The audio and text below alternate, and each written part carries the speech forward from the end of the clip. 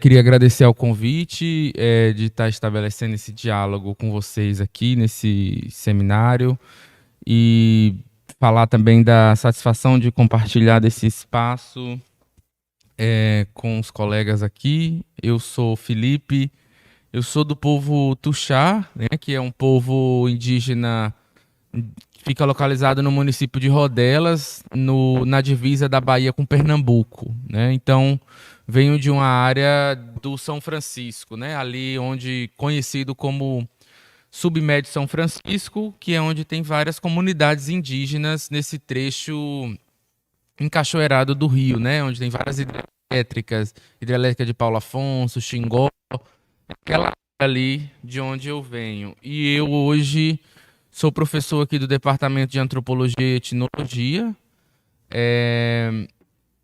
e tenho trabalhado com o tema das violências anti-indígenas e das violações de direito dos povos indígenas, né? Eu pensei em trazer aqui um panorama dentro desse contexto mais atual, né? Do que significa, de qual que é a conjuntura política e social das vidas dos povos indígenas, né?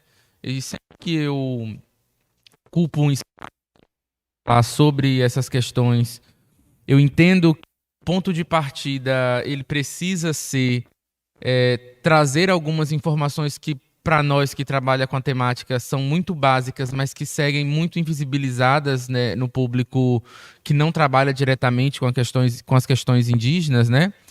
E isso é a ponta do problema, né? O tanto de desinformação e falta de conhecimento que existe acerca das comunidades indígenas, né? E isso vai se desdobrando em várias outras questões, né? Mas uma pergunta que eu gostaria de começar, né, nos levando à reflexão, era para que a gente pensasse sobre qual que é o legado do Brasil para os povos indígenas hoje, né? A gente está falando de mais de 5 séculos de colonização, né, de um processo extremamente violento, onde grupos que habitavam esse território de maneira originária, né, são compelidos a ingressar em outros projetos societários, né? E que esse conflito, né, ou guerra, se vocês preferirem, se mantém até os dias de hoje. Mesmo assim, né, a gente, quando estamos falando de povos indígenas, estamos falando de mais de 300 povos indígenas hoje no território brasileiro.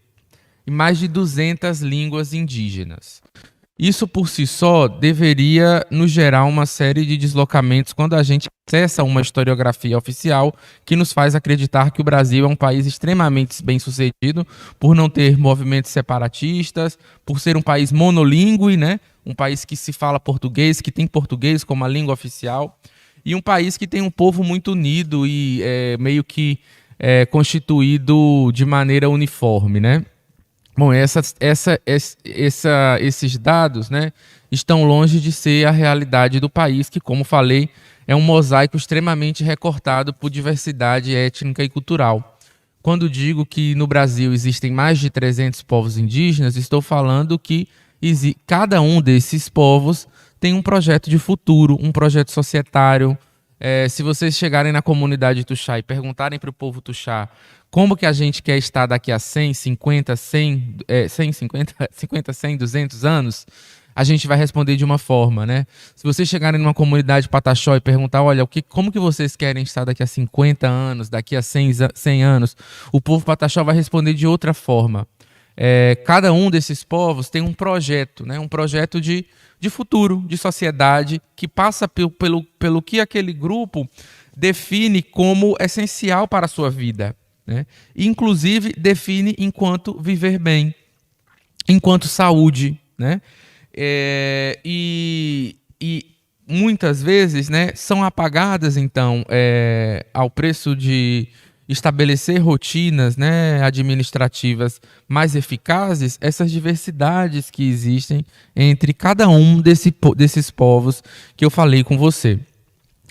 Recentemente, né, recentemente não, a última Constituição, a Constituição Federal de 1988, ela é uma Constituição que representou no plano da política indigenista, né, na história da política indigenista desde a fundação desse país, representou uma ruptura com uma série de atribuições muito negativas que tinham nas constituições anteriores.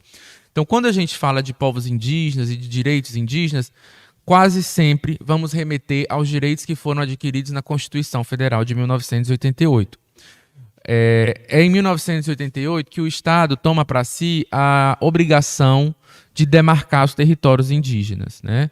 É em 1988 que o Estado brasileiro, pela primeira vez, reconhece aos povos indígenas o direito de existirem enquanto indígenas e o direito a continuarem indígenas. Porque antes de 1988, toda a política indigenista do Brasil acreditava que a identidade indígena era uma identidade temporária, pessoas que iam deixar de existir mais cedo ou mais tarde, através de catequização, através de projetos educacionais compulsórios.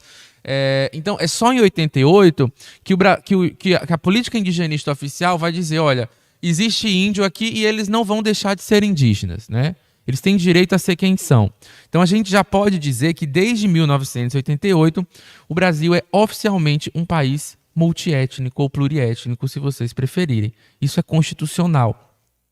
Então, além desse artigo, que é o artigo 231, a gente tem um outro artigo muito importante na Constituição Federal de 88, que é o 232, que é o artigo que remove a condição de indígena dentro do Código Civil de uma categoria ambígua que fala os povos indígenas seriam relativamente incapazes, né?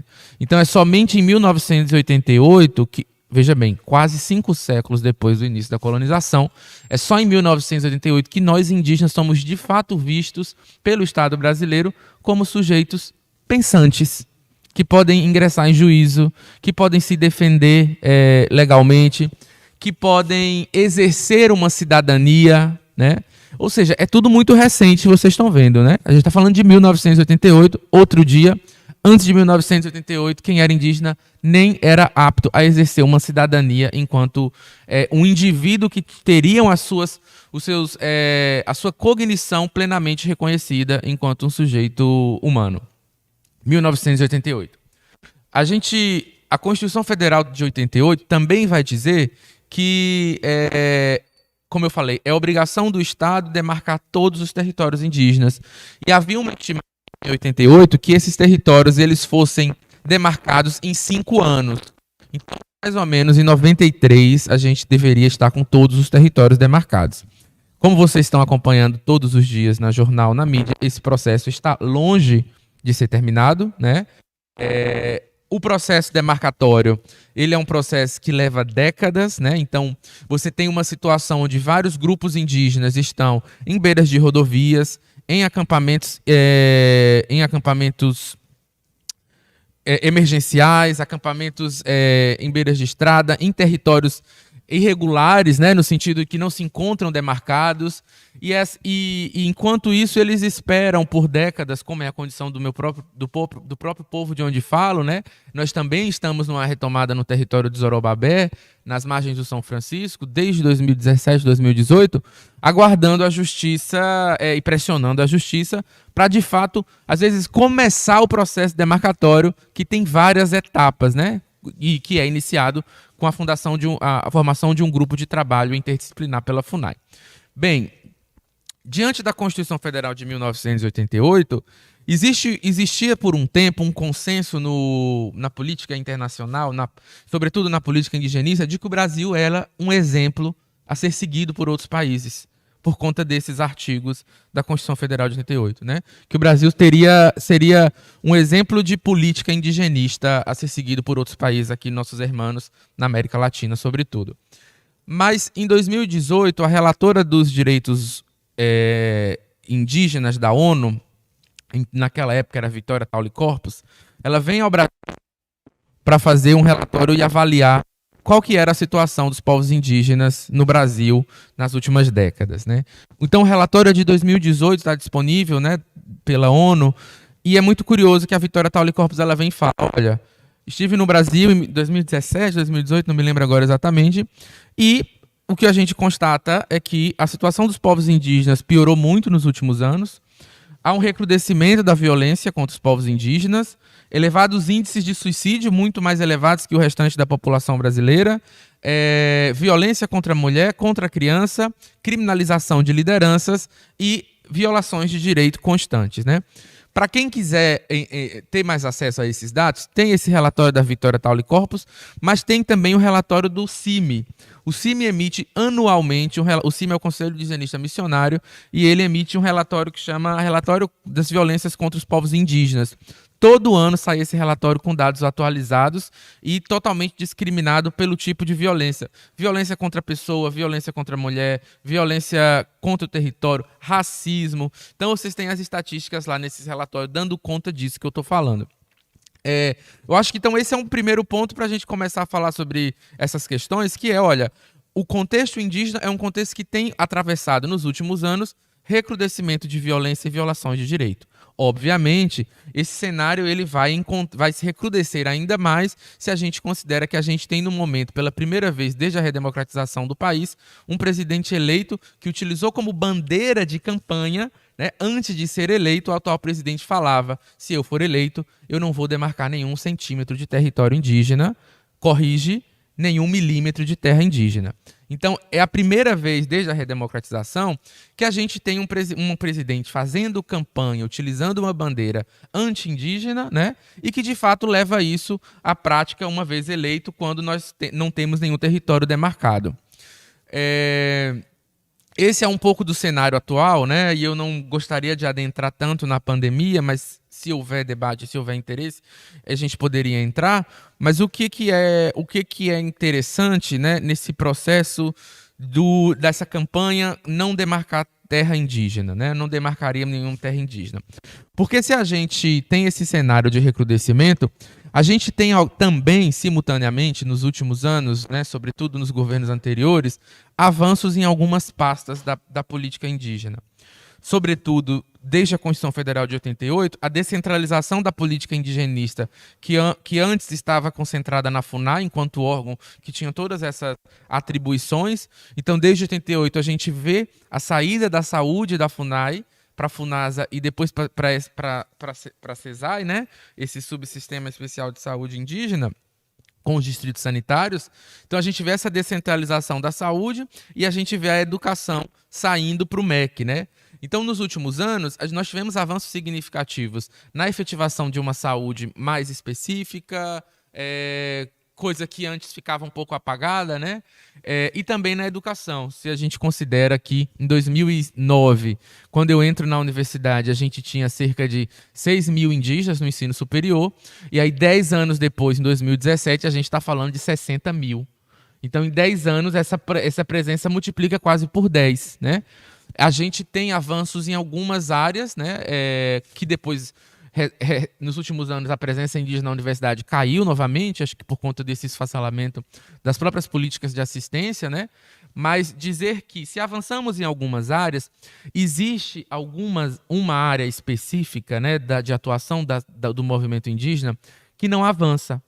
E que entra ano, sai ano, continua sendo a nossa pauta, a principal bandeira do movimento indígena. Se vocês forem no acampamento Terra Livre, em Brasília, que acontece no mês de abril, vocês vão ver que tem várias plenárias, né? Plenária das mulheres indígenas, plenária dos universitários, tem as plenárias por região do país, por articulação. Hoje nós já temos plenária LGBT, muito tímida, mas já aparece. Mas a principal pauta do movimento indígena, gente, continua sendo o acesso à terra e aos territórios, né? Então, sempre que a gente fala sobre povos indígenas, a gente começa falando de terra, porque é sobre isso que se trata: roubo de terra, esbulho territorial, né? Nós vivemos em um país que foi construído em cima de território indígena e que não resolveu a questão de que, ao chegarem aqui, já tinha gente nesse lugar. E não se constrói país em lugar que já tem nação ocupando, né? Isso é política básica, né? Se a gente mora numa nação que foi construída em cima de outras nações. Então, falar de povos indígenas, a gente começa falando com terra e vai terminar falando de terra também, porque essa continua sendo a bandeira principal do movimento indígena, porque os territórios não são demarcados. E aí sim, chegamos a...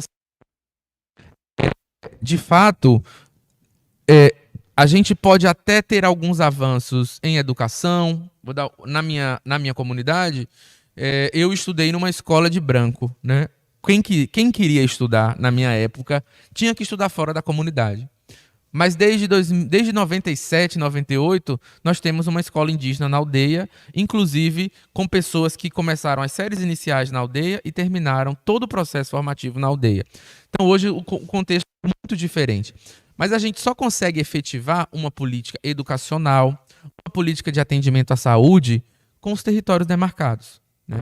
Quem separa essa categoria, né, educação, terra, saúde, não somos nós indígenas, né?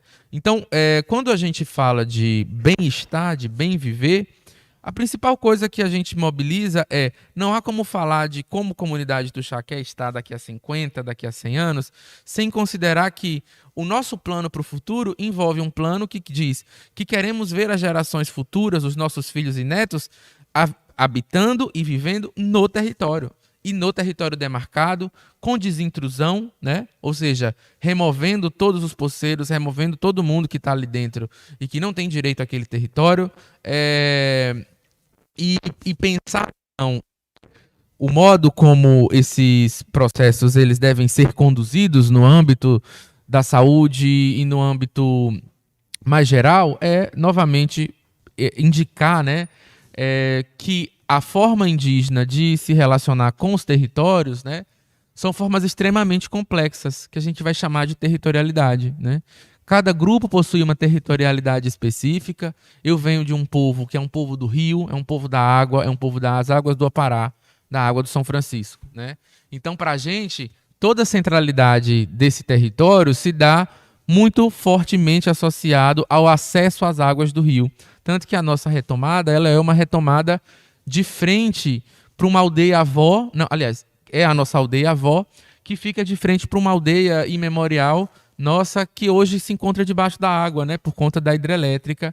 Esse é um pouco do nosso contexto em torno ali do São Francisco e dessas ilhas nossas que foram inundadas por conta da hidrelétrica da Chesse. Mas entender a especificidade de cada um desses povos é perceber que terra para um povo indígena, o seu valor não está no seu valor produtivo, né? Geralmente, quando a gente fala de demarcação territorial, as pessoas querem fazer um cálculo, que é quase como aquele cálculo que o INCRA faz de reassentamento, onde ele vai ver quantas famílias tem na comunidade e vai fazer um cálculo de quantos hectares precisa para aquelas famílias florescerem enquanto unidades de produção. Olha, não é disso que se trata quando a gente fala de território indígena. Território indígena são cemitérios sagrados, lugares ancestrais, paisagens míticas, lugares de caça onde a gente vai, às vezes, em um momento do ano, que tem para uma caça específica ou para uma coleta de um fruto. Então, frutos sazonais, né? E aquele grupo participa, vai naquele lugar só naquela época do ano, porque é ali que tem uma fruta específica que faz parte, né, da dieta, né? Então, quem trabalha com esse processo de levantamento, né, do que compõe o território, tem que entender que território não é uma unidade de produção apenas. É um lugar que se planta, é um lugar que se mora, mas é um lugar também onde você transita porque os seus antigos transitaram ali. Então é outra concepção de terra e de território que muitas vezes vai gerar uma série de desencontros nas relações interétnicas, né? Mal entendidos interétnicos, por assim dizer. Você não me... Quanto tempo que... Tem um tempinho? Tá. Beleza. Então, agora ela falou que eu tenho um tempinho. Isso ficou muito evidente, né, durante o processo, o período da pandemia, né? Porque, como eu falei, se a gente teve um período de aumento, né, de indígenas universitários, foi na pandemia que isso ficou bem evidente quando a gente conseguiu, naquele momento que se anunciou, né, para o mundo um novo vírus, e, portanto, um vírus que seria diferente para todo mundo, né? E a gente tinha uma ideia de que o vírus era democrático, e logo a gente viu que ele não era democrático, que ele também via cor, raça, região, porque ele chegou diferente em lugares diferentes, né? E aí a gente sabia, né, que diante do governo, que era um governo muito anti-indígena, que nós mesmos tínhamos que levantar essas estratégias de contenção dos avanços do vírus.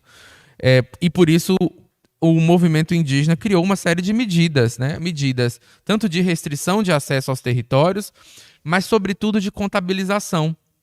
Porque os boletins epidemiológicos que eram produzidos pelo Estado, eles não contabilizavam indígenas em contextos urbanos. Como se o indígena que adoecesse de Covid fora da comunidade não fosse indígena porque ele está na cidade, né? E aí esse sujeito, muitas vezes, que ia para a cidade fugindo de milícia, fugindo de um território extremamente violento, de processos de demanda territorial extremamente violentos, de territórios incipientes, né? Territórios que, na verdade, se demarcam não para que os povos indígenas floresçam, mas se demarcam porque eles entendem que, ao demarcar lugares específicos para os povos indígenas, você tira eles da vista, né?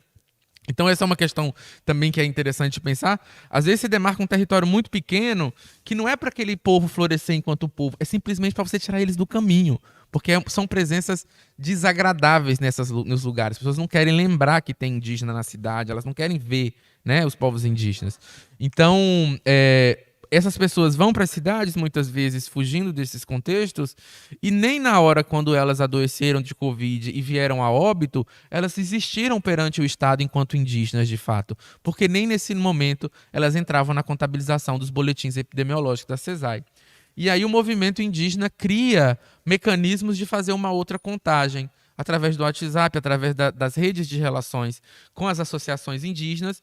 A própria APIB, a APIB, Articulação dos Povos Indígenas do Brasil, cria um procedimento, né, numa página chamada Emergência Indígena, onde recebia esses dados das aldeias e fazia um outro levantamento que competia com o levantamento do Estado. Então, toda semana saía o boletim do Estado, com um número tal, e depois saía o boletim da PIB, que era muito maior, o número de infectados indígenas e de óbitos, porque contabilizava parentes que estavam nos meios urbanos. Isso só foi possível porque a gente tinha um contexto de 10 anos de política afirmativa. A gente tinha no movimento indígenas que passaram pela universidade através das políticas afirmativas e que estavam fazendo essa parte técnica, assessorando o movimento, que antes era um movimento de lideranças tradicionais, a grande maioria sem ter passado por uma formação técnica. Então, não sei se vocês se lembram que na pandemia a gente teve algumas lives, inclusive, que eram todas contando com essa galera, né? Pessoa que tem formação em comunicação social, pessoa que tem formação, trabalha com mídia, com jornalismo, a galera que trabalha com assessorando o movimento indígena nas redes sociais. Nós também tivemos, pela primeira vez na pandemia, uma atenção mais robusta à saúde, uma vez que as equipes multidisciplinares que atuam nas comunidades já têm agentes de saúde indígena e muitas vezes outros profissionais como nutricionistas, enfermeiros indígenas. E isso foi muito importante porque criaram protocolos culturalmente sensíveis de combate à pandemia.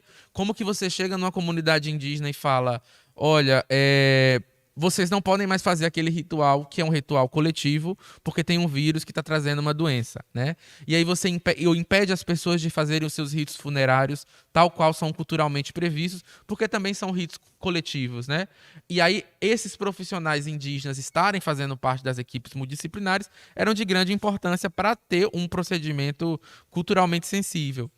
Também tivemos pela primeira vez na pandemia um projeto mais amplo de perenização das memórias daqueles que nós perdemos na pandemia, uma produção de memória feita por intelectuais indígenas, como antropólogos indígenas e outros profissionais que têm atuado junto à produção de material, né, de memória sobre isso.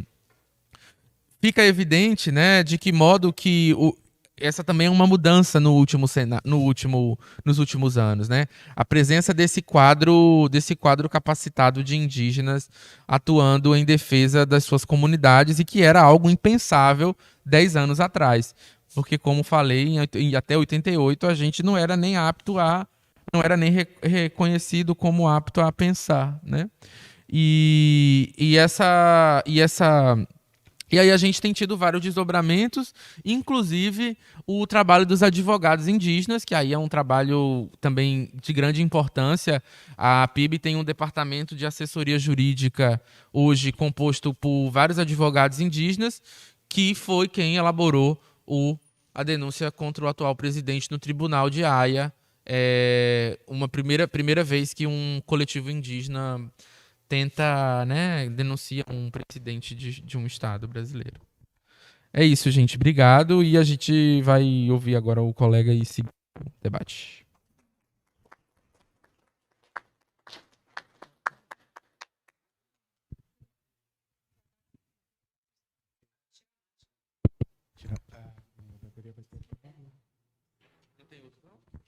Tem outro.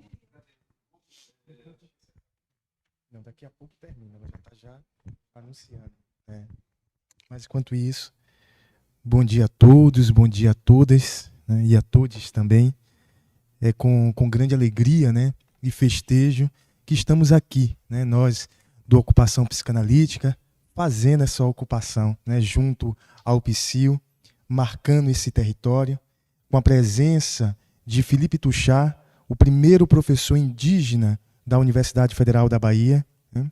E isso cria uma repercussão tanto institucional quanto interinstitucional, né? E é importante pensarmos esse lugar, e ele nos abrilhanta, né? Se assim posso dizer, com a presença dele, com o corpo dele vivo e reverberando essa vivacidade em torno das questões temáticas. Alguns pontos que o professor Felipe Tuxá trouxe, né? Eu vou tentar aqui trazer, não com uma vivência de causa, né, não como um espectro de retificando, né, com um espectro de antepassados, né? Afinal de contas, eu tenho antepassados tupinambás e aimorés, e em honra deles é que eu estou aqui, né? Então, para fazer ressoar essa vida que ainda se repercute, mesmo com todas as políticas de morte existentes. E chegamos naquilo que a psicanálise, né, vai trazer tão bem, que é a ideia de ato, né? E antes de chegarmos no ato analítico, temos um ato que compromete toda uma nação-estado, um Estado-nação, que é o acto colonial. Então, o acto colonial, a invasão, a colonização portuguesa no Brasil, se deu pela mítica busca da Índia. A chegada foi por um equívoco, mas certo estavam do qual sistema iriam instaurar. Os habitantes foram nomeados de índio em conformidade com a toponímia mítica. O significante índio passou a marcar os povos originários. Índio, àquela altura, era desterritorializado, unificado, estrangeirizado. Então, algo que é caro à psicanálise, quando Lacan nos traz que o inconsciente é estruturado como uma linguagem, sabemos que a cadeia significante que se forma com esse significante, que metaforicamente poderíamos chamar de significante mestre, é algo que aí chega à morte, né?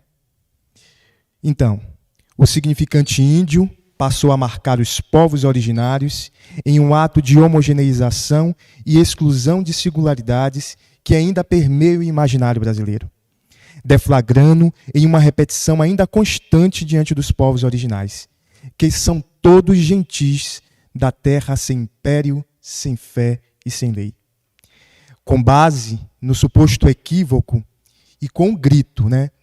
Não é à toa que ainda hoje os povos indígenas, os povos originários estão ligados e coligados à reivindicação da terra, mas isso já é anunciado com o grito dos colonizadores portugueses ainda em mar, assim como relata o Pero Vaz de Caminha.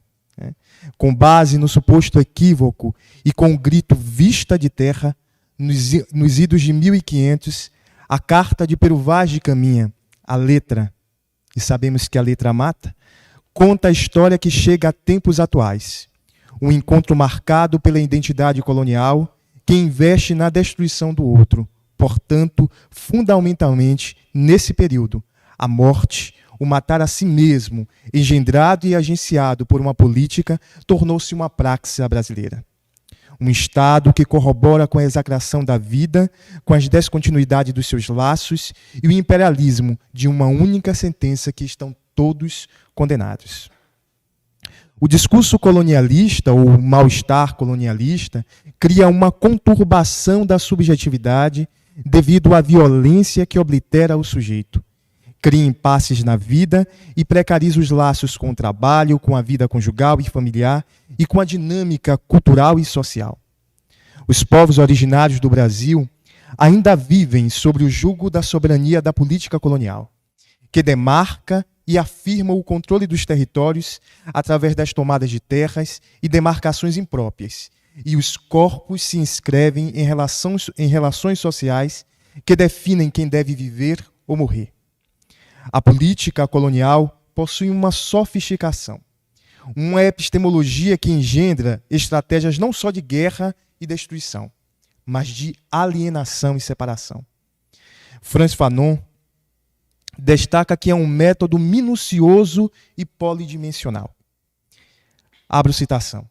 Assim, numa primeira fase, o ocupante instala a sua dominação, afirma maciçamente a sua superioridade. O grupo social, subjugado militar e economicamente, é desumanizado segundo um método polidimensional. Exploração, torturas, razias, racismos, liquidações coletivas, opressão racional, revezam-se a níveis diferentes para fazerem, literalmente, do autóctone um objeto nas mãos da nação ocupante. Este homem-objeto, sem meios de existir, sem razão de ser, é destruído no mais profundo da sua existência. O desejo de continuar torna-se cada vez mais indeciso, cada vez mais fantasmático. Fecho citação de Fanon. A objetificação da população nativa assume-se como uma estratégia e permissão para matar e desqualificar as relações de autoridade. Nativos tornam-se selvagens, não humanos. Não que isso seja um problema. Sobre assumirmos a ideia do perspectivismo ameríndio, né? Mas aqui torna-se um problema. E a zona de violência é instaurada a serviço do ato de civilizar. O direito soberano de matar a qualquer momento ou de qualquer maneira é estabelecido como controle e garantia de dominação e desqualificação da vida do colonizado. Quando eu falei que isso não é um problema, eu estou falando da categoria do não humano, né? Porque se utiliza da categoria do não humano para matar. A gente vai ver lá no perspectivismo ameríndio de Viveiro de Castro que o não humano, inclusive, dá possibilidade à construção de uma outra epistemologia. Vamos seguir adiante. O colonialismo é uma estratégia política refinada, pois integra no seu bojo do político, religioso, territorial e cultural. A Carta de Pero Vaz de Caminha descreve autoridades portuguesas tomando posse da terra em um ato de Estado, implementando o império e a fé, atributos como a cruz, as armas e a missa, o anúncio da palavra salvadora são inseparáveis. Caminha separa os integrantes da história com a utilização dos pronomes nós, eles. A ação colonizadora transporta para a nova terra violências, razias, extermínios comuns a uma genealogia europeia que categoriza humanos na lógica de superiores e inferiores, em um binarismo. O Brasil, tal como Felipe Touchat trouxe, né, sobre a ideia de que vivemos em um constante conflito, e ele, em alguma medida, traz para nós em constante guerra, né, é um estado de exceção e de sítio, como nos lembra o Bembe. Construído na política de morte, reduzindo seus habitantes a corpos biológicos, destituindo-os do seu estatuto político.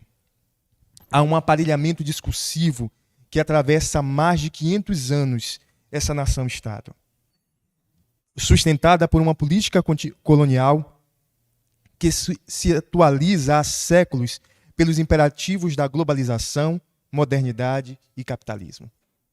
Segundo o Bembe, a política colonial produz perdas da terra, perda de direitos sobre o próprio corpo e a perda da condição de agente da realidade que o cerca.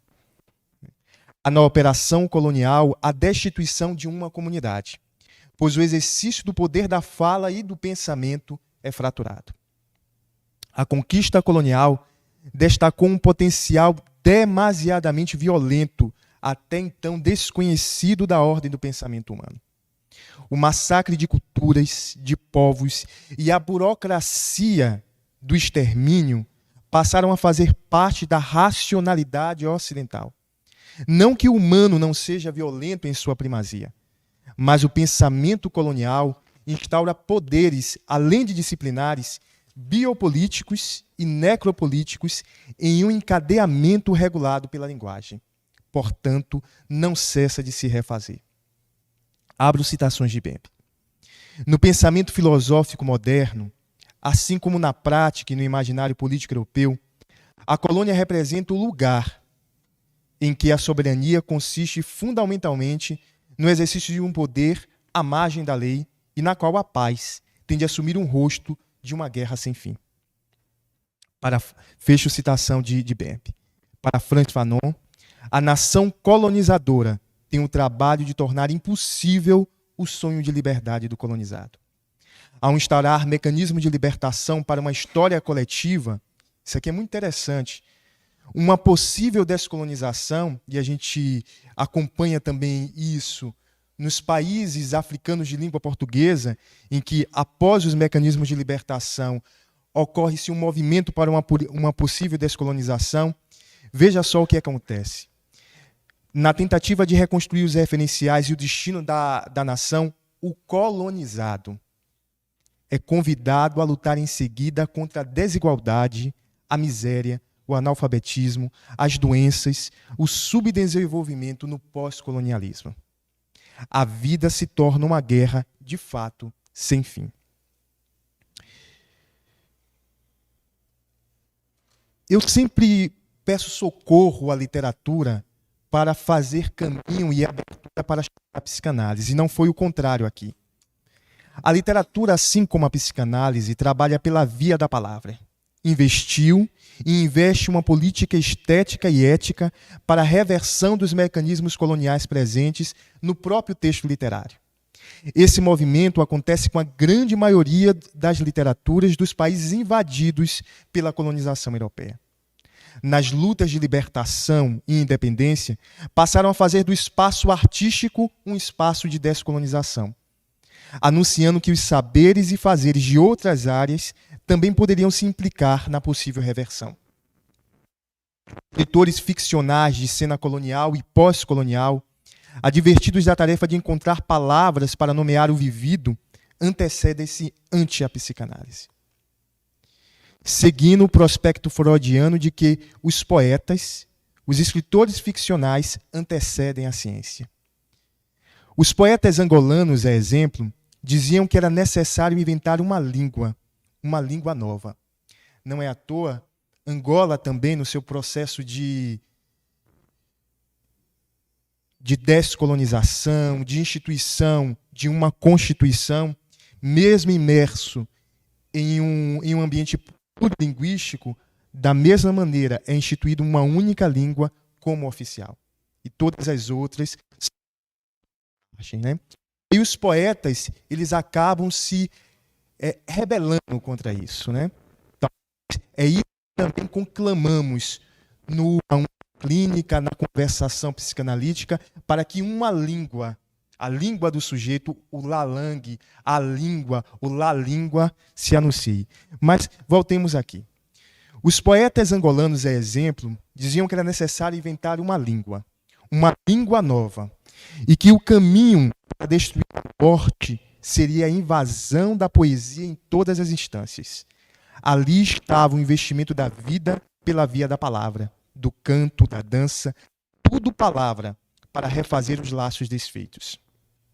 Não aleatório, os poetas modernistas brasileiros, Oswald de Andrade e Mário de Andrade, viram como via única a reinvenção da palavra na cena escritural, literária, e desfazendo outros para a constituição de um modo de dizer implicados na inventividade, no qual têm-se os globalizadores e os globalizados, regidos pela lógica da dependência e da falta em uma relação de sujeição. Isso me fez pensar, né, o que pode a psicanálise diante disso, né? Diante do horror, diante da crueldade, como nos lembra Derrida, e a experiência de leitura da Queda do Céu de Davi Copenhauer, quando ele nos apresenta uma ontoepistemologia dos sonhos, e que, ao mesmo tempo, faz com que a gente, né, convoque o saber de Freud da interpretação dos sonhos, publicado estrategicamente no início do século XX, como um marco de pensamento no século XX. O Davi Copenhauer, que é um xamã Yanomami, ele vai dizer algo para nós, ele vai dizer para aqueles dentro de uma sociedade que pode se configurar como brancos ou não brancos, ocidentalizados, que eles não sabem ou que só sabem sonhar consigo mesmo. Olha o que é que ele vai dizer. Para os Yanomamis, sonhar é uma atividade onírica. Quem escreve uma teia de relações que envolve seres não humanos dotados de subjetividade. O sonho não é um mito individual do neurótico. O sonho é coletivo. O sonho de um é de todos. O sonho de todos é de um. É interessante porque entre os povos Yanomamis, todos são convocados a contar os seus sonhos ao acordar. Então, o sonho, que dentro da psicanálise é um mito individual do neurótico, para os Yanomamis torna-se uma epistemologia de constituir uma política de viver. Então, essa vem investida em uma ontoepistemologia do sonho, e para isso, Davi Copenhauer diz que é preciso aprender a sonhar. Ele, inclusive, enquanto um xamã, ele foi ensinado a sonhar, a poder dialogar com todos os falaceres que se manifestam no sonho, porque todos os seres falam. Com isso, começa a convocar a psicanálise, que é constituída na ética do bem-dizer, que vai ao encontro, posteriormente, do bem-estar, mas, sobretudo, o que o Alberto Acosta nos traz hoje, colocando o saber dos povos ameríndios, né, do Equador, sobre a questão do bem-viver. Então, a psicanálise está diante hoje de pensar a ideia do bem-dizer e do bem-viver, convocado pelos próprios indígenas, pelos povos indígenas. Com isso, né, é para que a gente comece a fazer aqui o laço e o deslace, né, que a literatura faz ante os projetos de colonização. A psicanálise se implica na ocupação. Esse é o grande esforço dos psicanalistas, esse é o levante que se realiza na psicanálise. Por quê? Porque estamos diante do Estado colonial. Por que eu trago sempre Estado colonial e não pós-colonial e não descolonial, né? Porque ainda estamos sobre esse bojo. Estamos diante do Estado colonial, que produz cenas de dependência e de rasura dos referenciais e postulados de vida do povo invadido. Aprendi com um escritor angolano que quem foi invadido deve aprender a se desinvadir, né? Com técnicas que submetem os sujeitos a uma paralisia. Saflater destaca que o sujeito do inconsciente é uma aposta para uma ação efetiva diante dos ditames coloniais, colocando a psicanálise como uma via possível para a reversão do patriarcado e do colonialismo. Mas ao passo que também devemos estar advertidos, assim como nos traz o Paul Preciado, né, naquele manifesto Eu Sou um Monstro que Vos Falo, ele vai fazer uma espécie de denúncia da formação da psicanálise, né? Ele vai dizer que, inclusive, a psicanálise, os psicanalistas, propriamente ditos, ainda utilizam uma língua do patriarcado colonial. E é muito forte o discurso do Preciado nesse sentido, né?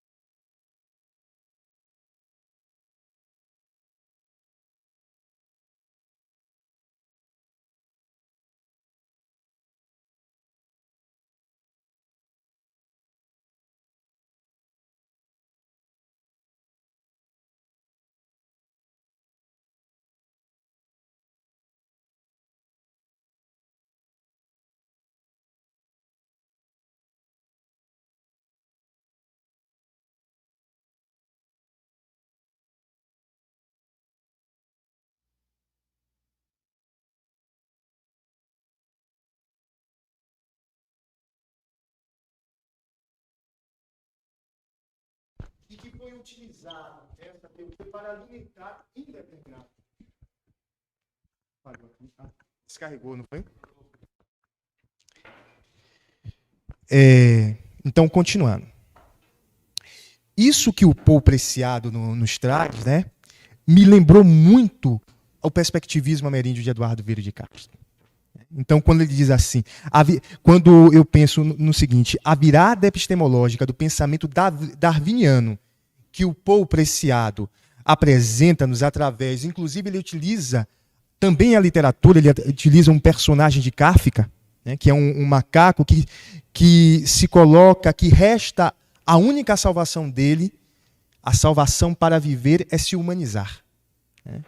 E aí o que é que esse ponto é interessante, porque o Viveiro de Castro ele vai trazer que no perspectivismo ameríndio o paradigma não é a humanização, é a animalização. Ou, melhor dizendo, a animalidade, fica até melhor. Então, voltando aqui, a virada epistemológica do pensamento darwiniano que Paul Preciado apresenta-nos através de Kafka aponta que o caminho não é a humanização, pois este é um conjunto de prática de humanismo europeu que não emancipa, tampouco liberta, que os humanos não estão na categoria de superioridade em relação aos animais. A via da animalidade é uma alternativa para a emancipação e libertação, tal como o antropólogo Eduardo Viveiro de Castro, no seu perspectivismo ameríndio, apresenta. Abro citações. O estilo inicial para esta reflexão foram as numerosas referências na etnografia amazônica, a uma concepção indígena segundo a qual o modo como os seres humanos veem os animais e outras subjetividades que povoam o universo, deuses, espíritos, mortos, habitantes de outros níveis cósmicos, plantas, fenômenos meteorológicos, acidentes geográficos, objetos e artefatos, é profundamente diferente do modo como esses seres veem os humanos e se veem a si mesmos. Fecha a citação. A lógica de mundo dos povos indígenas de matriz filosófica amazônica, então lembrando o que o professor Felipe Tuchard trouxe, né? O Viveiro de Castro está trazendo uma experiência de um povo. Né? Não podemos seguir como também se segue a exemplo de África, que é um continente com 57 países e que se tenta, extremamente diverso, e que se tenta unificar. Essa homogeneização, essa unificação de povos é mais uma estratégia do projeto político colonial. E interessante, a psicanálise ela vai na contramão, ela não vai na homogeneização. Ao contrário, ela aposta na singularidade, naquilo que o sujeito ainda nega de singular.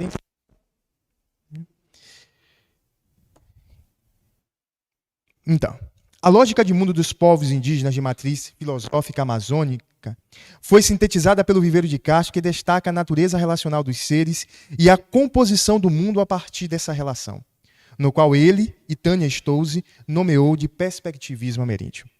Viveiro de Castro traduz a perspectiva dos ameríndios da Amazônia, a sua diferença de mundo, bem como a sua cosmologia, o humano e o não humano, a sua política cósmica, as coisas e os seres como ponto de vista, como perspectiva.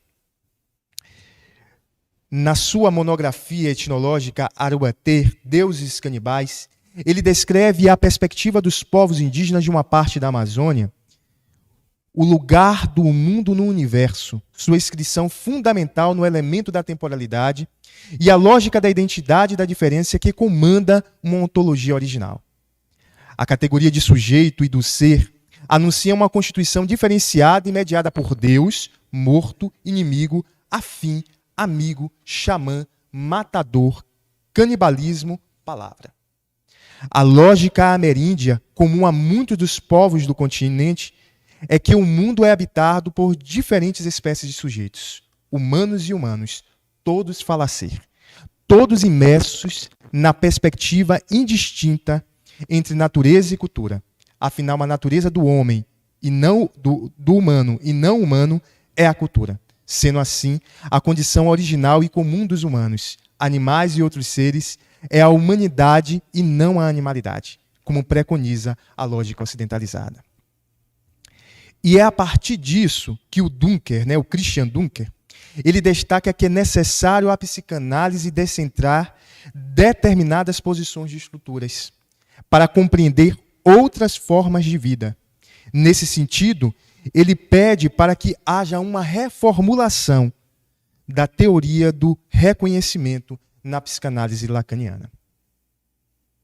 E, mais uma vez, essa reformulação dessa teoria do conhecimento, eu trago aqui como um exemplo o trabalho dos sonhos de Davi Copenhauer no seu livro A Queda do Céu, em que ele vai dizer para nós que sonhar é viajar para longe, é sair do familiar, é conhecer lugares, pessoas diferentes.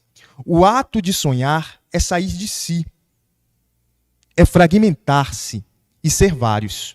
O sonho é um acontecimento, não é um simbolismo, tampouco representação. Para os Yanomamis, sonhar é uma ferramenta ontoepistemológica, possui consequências sociais e políticas. Para Krenak, sonhar é adiar o fim do mundo.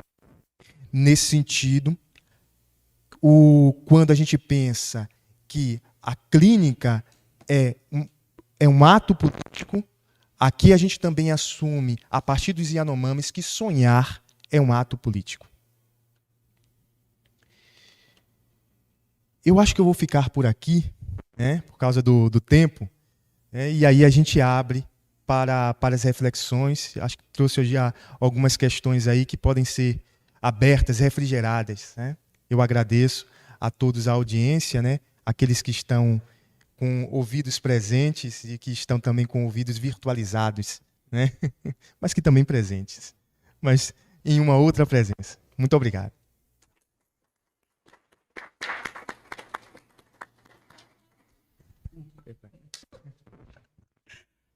Que delícia, que mesa maravilhosa. Agradeço muito ao professor Tuxá e a Bruno. E vamos continuar sonhando com o professor Marcelo, que a gente já está com o tempo já estendido. E eu passo a palavra para o professor Marcelo para fazer os comentários. E aí depois a gente abre para a conversa. Pode ser, né?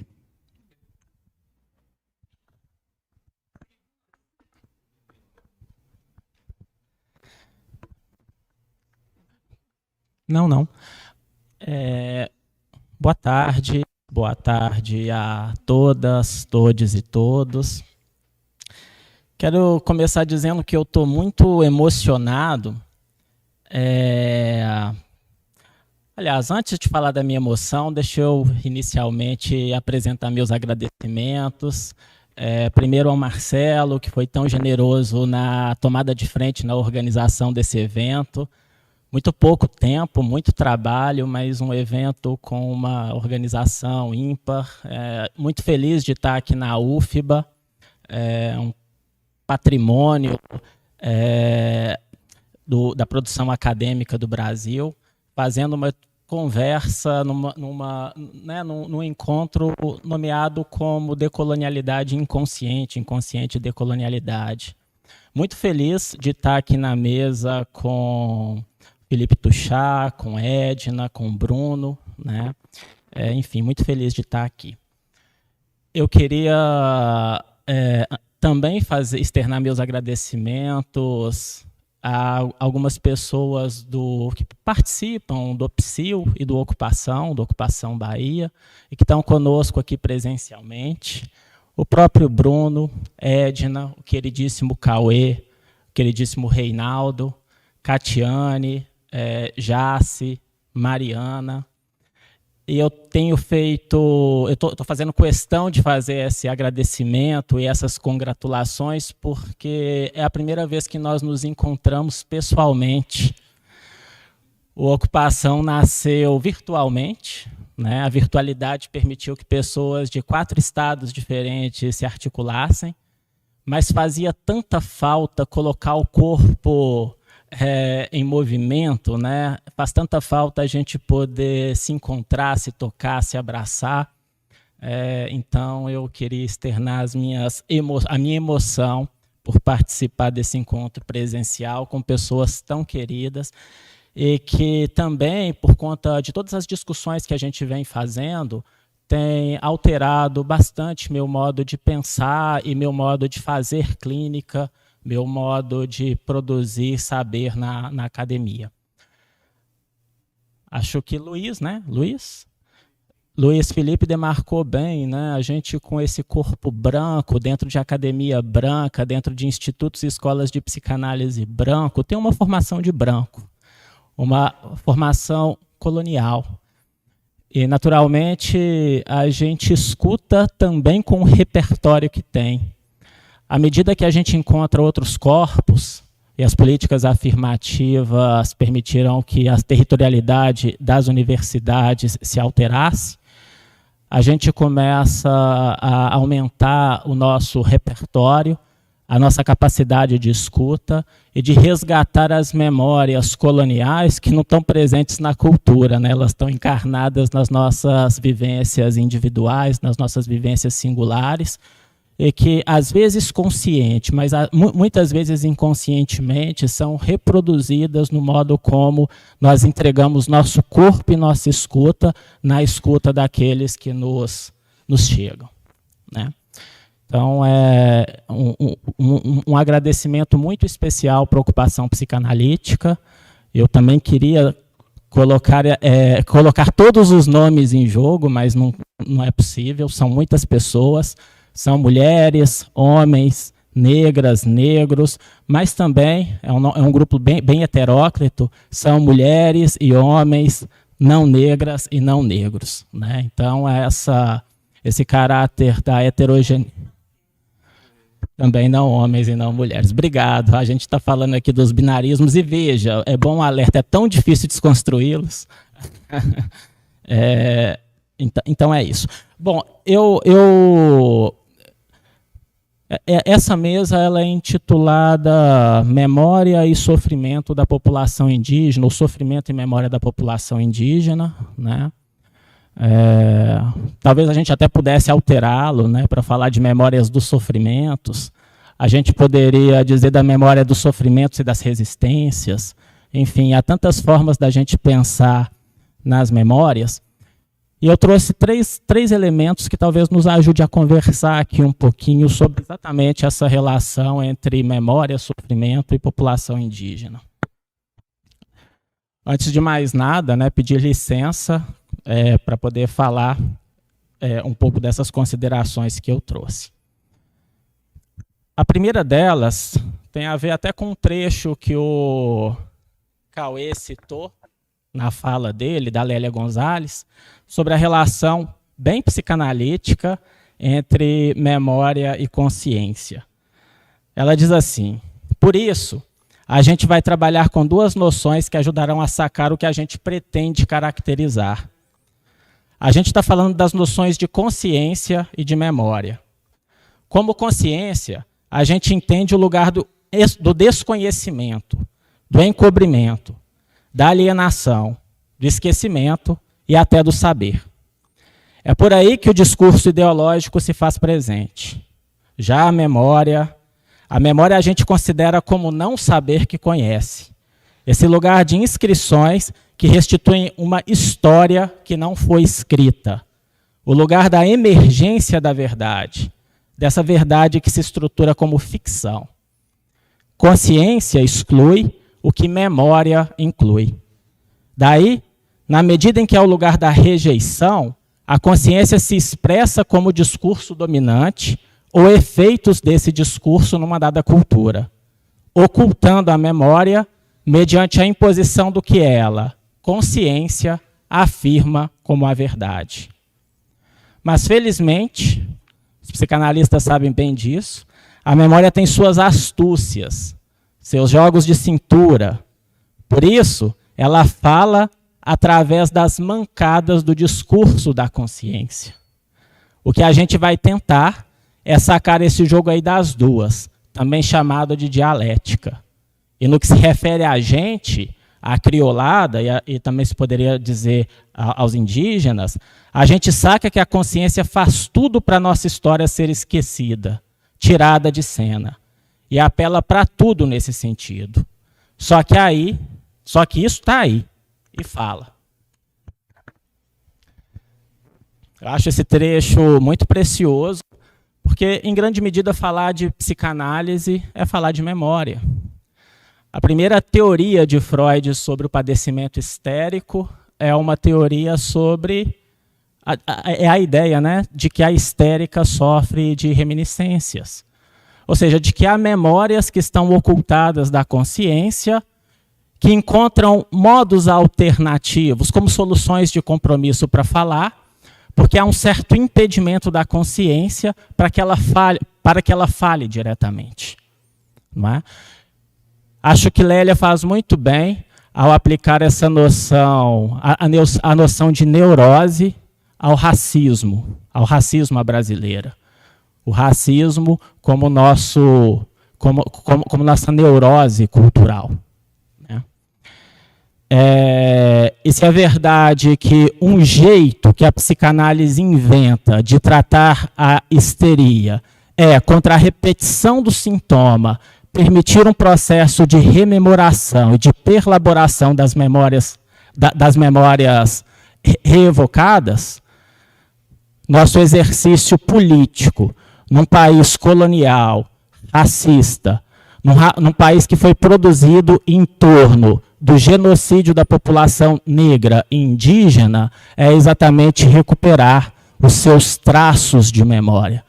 Contar a história que não foi contada. Contar a história que nos foi ocultada.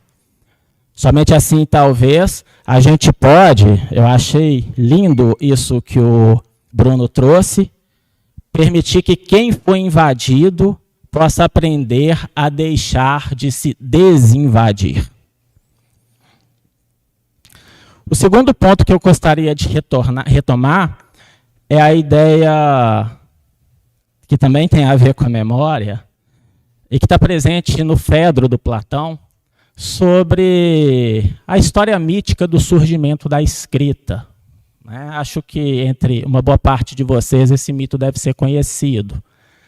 Thoth, um deus, se apresenta Ra, sua mais sublime invenção, que é a escrita. E ao apresentar e tentar convencê-lo da importância de se adotar essa nova tecnologia, ele diz que ela vai permitir que as memórias não se percam. Ao apresentar seu invento, ao apresentar sua nova tecnologia, Ra diz que pode ser interessante, mas que, curiosamente, nesse processo de escrita, alguma coisa vai se perder, que é a memória viva. Ao que o próprio Thoth redargue, dizendo que, bom, só fantasiosamente a escrita geraria uma espécie de lapso de memória. Afinal de contas, mesmo os textos da tradição e da tradição ancestral, que eram repassados a partir das tradições orais, poderiam ser escritos e permanecerem transparentes no processo de memória, ali agora, colocado nos livros e empilhado nas bibliotecas. Então, a ideia de que nós não distorceríamos as memórias ao poder escrevê-las nos papiros, nas páginas de papel. Interessante que é verdade que Thoth tinha razão e não tinha razão, não é? Certamente a escrita é um dos elementos mais fabulosos da invenção da cultura.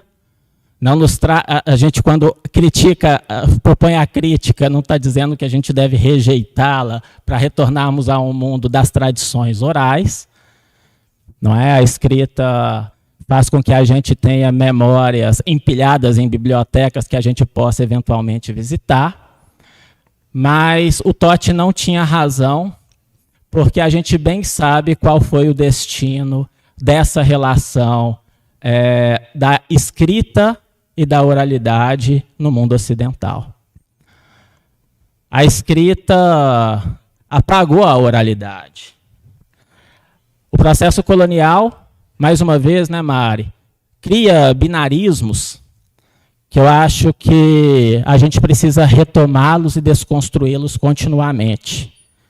O Bruno bem lembrou, eles e nós, os brancos civilizados, eles, os outros, os povos da escrita, os povos da tradição oral, os povos da história, os povos não históricos, os povos, e aqui me permitam uma vinculação rápida, da escrita são os povos da razão, os povos da oralidade são os povos da corporalidade, numa modernidade que exatamente nega o elemento corporal. Os povos civilizados, os povos primitivos, os povos humanos e os povos não humanos ou semi-humanos. Não é? Acho que o trabalho que nós temos feito no Ocupação Psicanalítica, primeiro com a negritude, e agora nos avizinhando numa conversa com a população indígena, visa exatamente isso, né? A gente escutar essas tradições orais, a gente escutar a corporalidade, não é? O corpo que está para a dança, que não é o corpo irracional, né? Essa dialética entre corporalidade e racionalidade, ela precisa ser reinstaurada. Não para que a gente ocupe esses lugares, mas para que a gente deixe ser ocupado por eles. Acho que a psicanálise pode aprender muito nesse sentido, não é? E acho que a gente restabelece uma estratégia clínica freudiana das mais elementares e fundamentais, que é deixar-se ocupar por um saber que a gente nada sabe. E, por fim, para a gente terminar só esse breve comentário, a ideia de que nosso exercício e nossa dívida com a população negra e com a população indígena desse país, também tem a ver com esse processo da gente visitar e trazer à tona certos registros que nos permitam confrontar diametralmente com um modelo de vida ocidental que nós herdamos. A gente bem sabe que a teologia da modernidade é baseada em 3 princípios, em três alicerces. E o Viveiros de Castro lembra isso muito bem. O primeiro desses princípios é o princípio do Estado moderno. E todo mundo sabe que o Estado moderno é baseado na ideia do poder soberano. Eu faço uma referência explícita ao texto do Pierre Clastre, A Sociedade contra o Estado, para mostrar que o modelo do Estado moderno é só um modelo de sociabilidade. O poder soberano é só um modelo de instituição de relações de poder. Já existiram e ainda existem modelos outros, com os quais a gente pode certamente aprender e deixar-se instruir. Psicologia das massas é baseado na ideia do paradigma do poder, baseado em 2 instituições terríveis, a religião e o exército. Não é? Modelos de imposição pelo poder bélico de um certo modo de vida. Toda discussão que a gente produz em psicanálise sobre o lugar do analista é uma discussão sobre poder. Se Freud abandona o uso da sugestão e começa a fazer uma reflexão paulatina sobre o lugar da transferência, o que está em questão é exatamente o lugar do poder no analista no dispositivo clínico. Deixar-se instruir por esses povos, pelos povos ancestrais, pelos povos autóctones, pelos povos originários, pode nos permitir pensar uma psicanálise ou o lugar do analista, não é? Refletir sobre o lugar do analista a partir de certos modelos diferentes de sociabilidade. O segundo dos princípios da teologia da modernidade é o princípio do mercado, não é? O princípio do mercado a gente não precisa nem gastar muita coisa com isso. A gente tem aí uma versão das mais terríveis do capitalismo, não é? Essa versão, eu não sei nem mais se é 2.0, 3.0, não sei nem nomeá-la, mas é esse neoliberalismo com sua faceta necropolítica.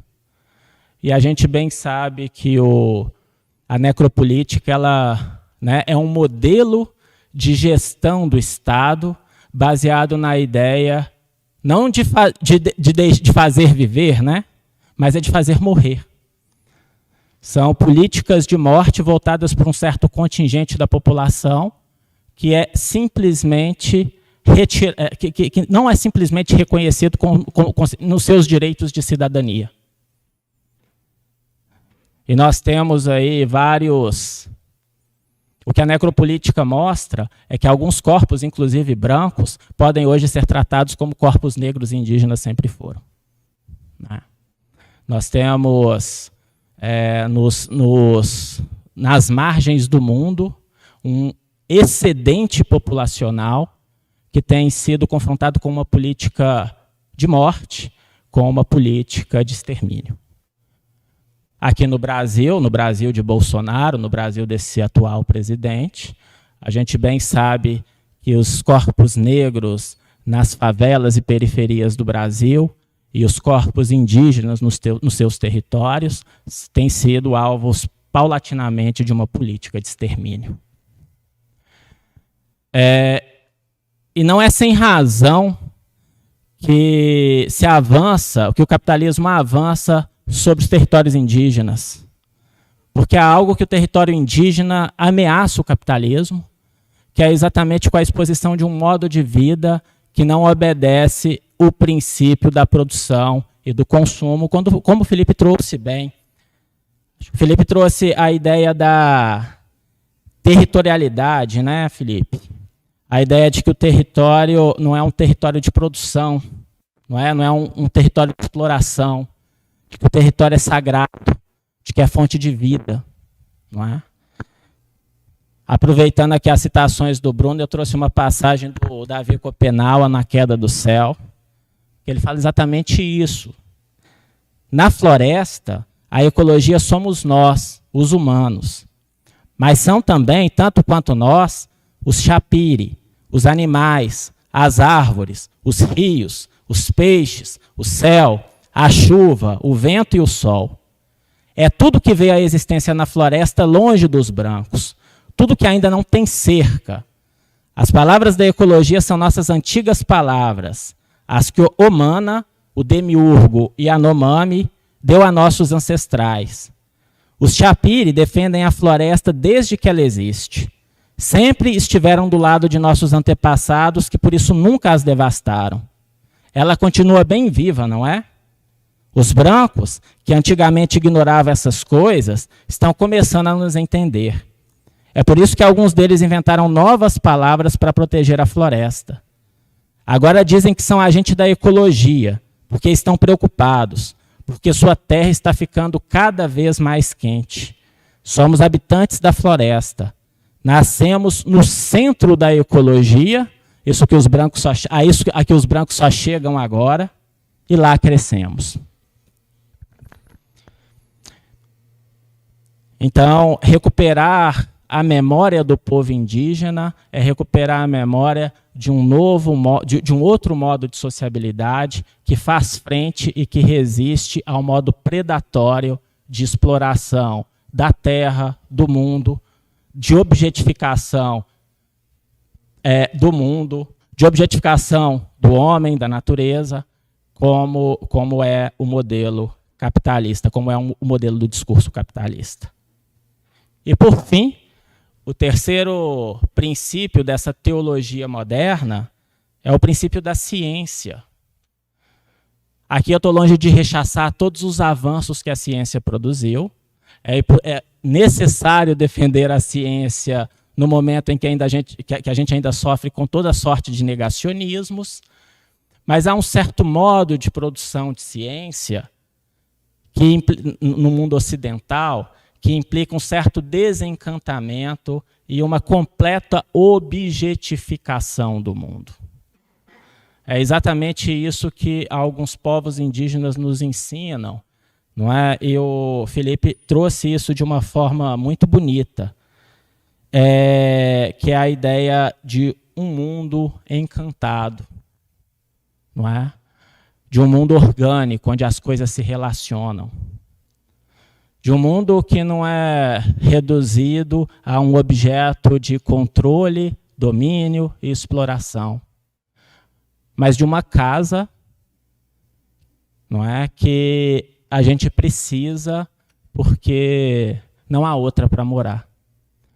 O cartaz do evento, que mostra uma terra feminina com uma vulva aberta, não é? Acho que desse evento... Quem é a artista, Mari? Juliana Notari, de Juliana Notari. Né? Acho que revela isso muito bem. Isso da gente voltar a se encantar pela nossa casa. Não é? Bom, mais uma vez eu queria agradecer a todo mundo. É isso que eu teria para falar.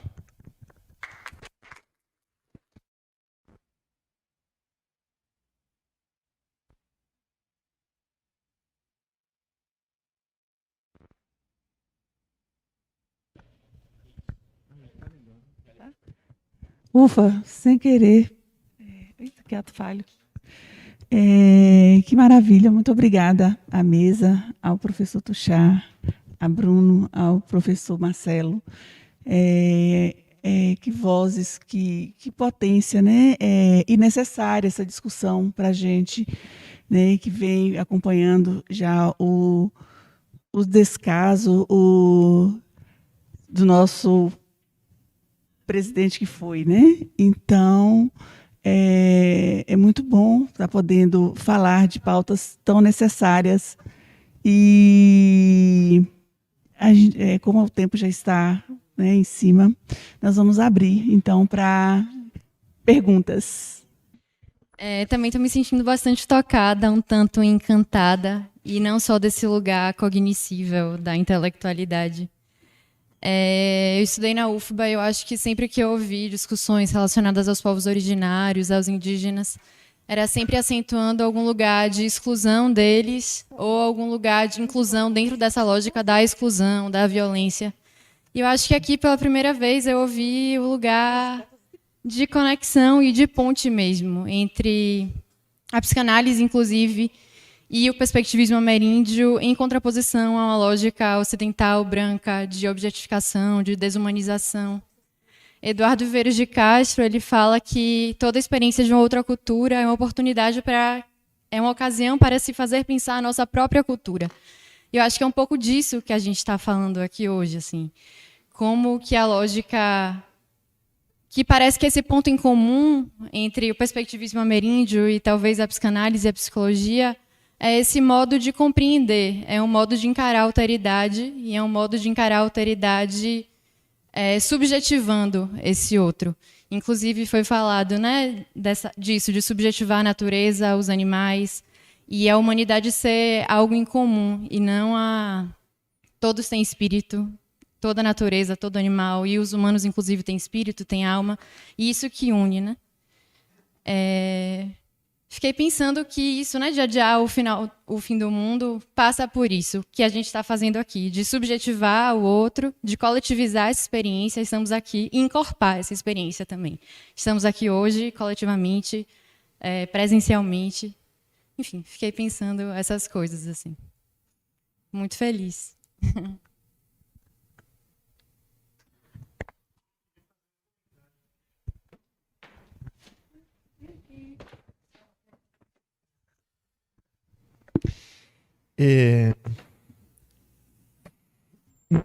Muitas passagens me chamaram a atenção, mas sobretudo uma passagem, Bruno, que você comenta sobre o significante índio e de como uma fala como a sua, a de vocês todos, seja num contexto como esse, ou mesmo, enfim, nas publicações, ela pode ter um efeito, realmente um efeito interpretativo, mas não no sentido de adicionar um sentido, mas exatamente de esvaziar o sentido. Porque quando você diz do significante índio, como isso apaga, né, os rastros minêmicos, os rastros de afeto, os rastros de sofrimento e de história dos povos originários, é uma outra coisa. É um outro mundo que se abre. Então, assim, eu acho que realmente da importância, assim, e dos efeitos no laço social que falas como essa podem ter de esvaziar certos significantes que fixam um sentido e toda uma lógica de laço e de como interpretá-los no sentido mesmo de esvaziá-los permite novos modos de enlaçamento, né? Haja vista aí, ó, a ligação, né, um governador que de alguma forma responde a esse novo modo também de enlaçamento social. Então, era isso.